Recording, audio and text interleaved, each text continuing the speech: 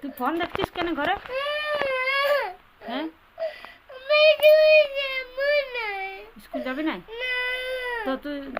তুমি ঘরে তো শুধু ফোনই দেখছো।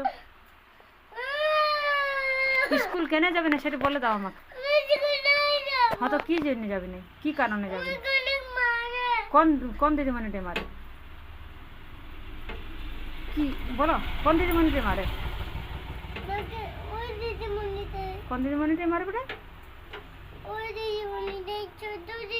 ছোট দিদিমণি মারে? কি জন্য মারে? তুমি বদমাশি করো?